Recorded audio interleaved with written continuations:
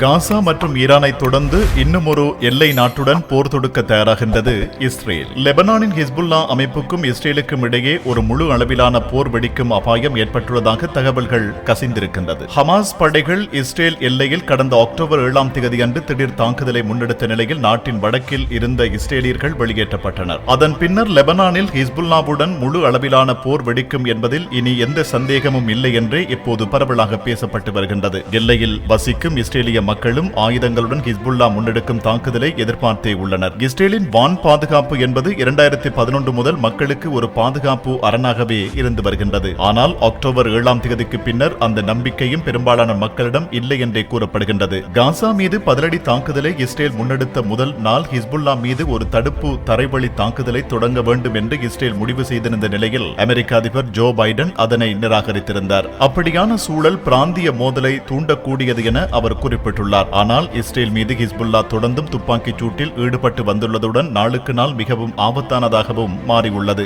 இந்நிலையில் தற்போது வடக்கு இஸ்ரேலில் வசிக்கும் சுமார் 60,000 பேருக்கு வெளியேற்ற உத்தரவு வழங்கப்பட்டுள்ளது. அது மாத்திரமின்றி மேலும் 20,000 பேர் தங்கள் சொந்த விருப்பத்தின் பேரில் வெளியேறியுள்ளதுடன் அறுவடைகள் சேதமடைந்து வணிகர்களும் மூடப்படும் சூழல் உருவாகியுள்ளது. வெறிச்சோடிய தோட்டங்கள் மற்றும் பூங்காக்களில் கலைகள் உயரமாக வளர்ந்துள்ளதாகவும் லெபனானின் எல்லையில் சுமார் 1 லட்சம் மக்கள் தங்கள் வீடுகளை விட்டு வெளியேறியுள்ளதாகவும் தகவல்கள் தெரிவிக்கின்றது. ஹிஸ்புல்லா மற்றும் இஸ்ரேல் இடையே முன்னும் பின்னுமாக நடந்த துப்பாக்கிச் சூட்டில் 16 இஸ்ரேலிய வீரர்கள் மற்றும் 11 பொதுமக்கள் கொல்லப்பட்ட நிலையில் 71 லெபனான் குடிமக்கள் மற்றும் ஹிஸ்புல்லா உட்பட பிற பிரிவுகளைச் சேர்ந்த சுமார் 500 போராளிகளும் கொல்லப்பட்டுள்ளமை குறிப்பிடத்தக்க விடயமாகும். 2006 கோடையில் 34 நாட்கள் நடந்த கடைசி லெபனான் போரை விட லெபனானில் தற்போது அதிகமாக போராளிகள் கொல்லப்பட்டுள்ளதாக தகவல்கள் தெரிவிக்கின்றது.